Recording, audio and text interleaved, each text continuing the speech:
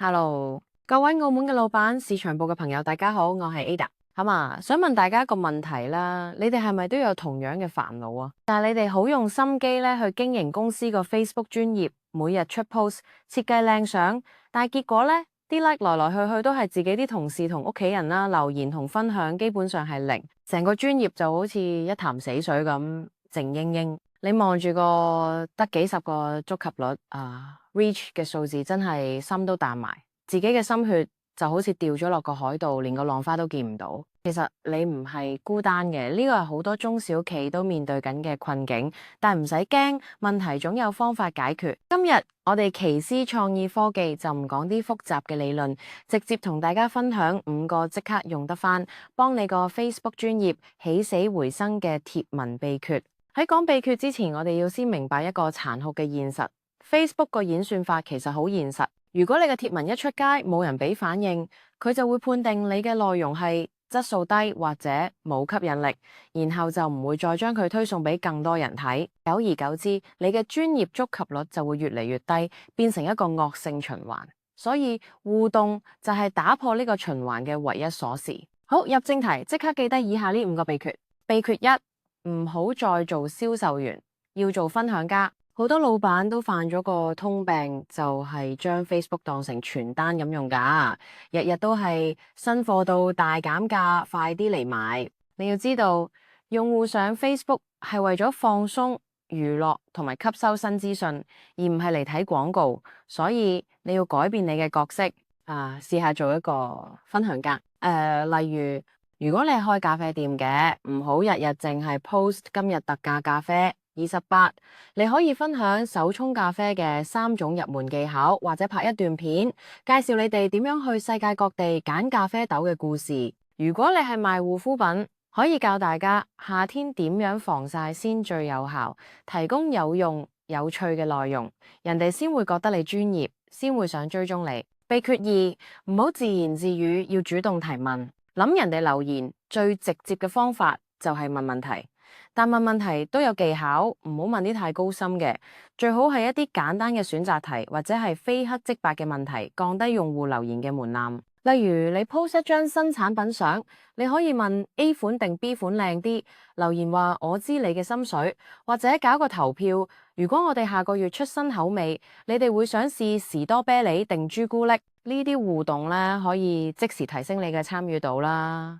演算法見到多人留言，自然會將個 post 推送得更遠。秘訣3：唔好只 show 成品，要分享幕後花絮。今時今日嘅消費者越嚟越重視品牌嘅真實感同人情味，所以唔好淨係俾佢哋睇到你最完美、最光鮮嘅一面，適當咁分享啲幕後花絮，反而更加能夠拉近同客戶嘅距離。例如，如果你係做手作嘅，可以分享你設計時畫嘅草圖，甚至係製作過程嘅小失敗。如果你係餐廳，可以影下廚房團隊收工後輕鬆搞笑嘅一面。如果你係一間公司，可以分享下同事生日會嘅相。呢一啲不完美、充滿人情味嘅內容，往往比一張完美嘅產品相更能觸動人心。秘訣4：唔好淨係自己賺，要鼓勵客戶幫你曬名。俗語都有話，金杯銀杯不如客戶嘅口碑。客戶嘅見證係最有說服力嘅廣告，你要創造機會，鼓勵客戶分享佢哋嘅體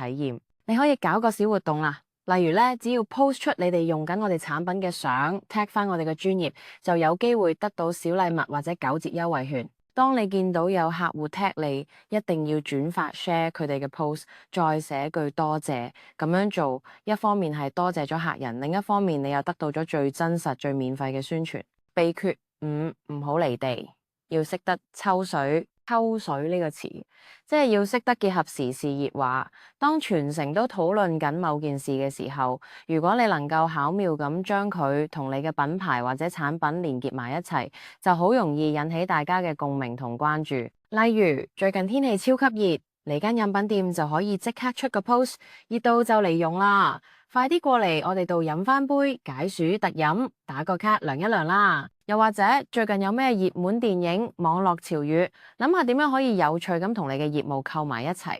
識得抽水，可以令你嘅專業內容更加貼地、更有趣。聽到呢度，你可能會話道理我就明，但係我每日生意都忙到踢晒腳，邊有咁多時間同心機去諗計、去寫文、去拍片、去同粉絲互動㗎？我哋完全明白呢個時候就係我哋奇思創意科技有限公司出場嘅時間啦。我哋提供嘅 Facebook 專頁一站式管理宣傳推廣服務，就係專為好似你咁忙嘅老闆而設，由內容策略規劃、文案撰寫、圖片設計、廣告投放到24小時嘅客戶互動管理，我哋都有專業團隊幫你一手包辦。你只需要專注翻你嘅本業，將網絡營銷呢啲煩惱事交俾我哋。我哋嘅目標就係幫你將 Facebook 專頁由一個冇人理嘅廣告版，變成一個同客戶打成一片嘅熱鬧社區，真正為你帶嚟生意。如果想了解更多，歡迎隨時透過以下方式聯絡我哋。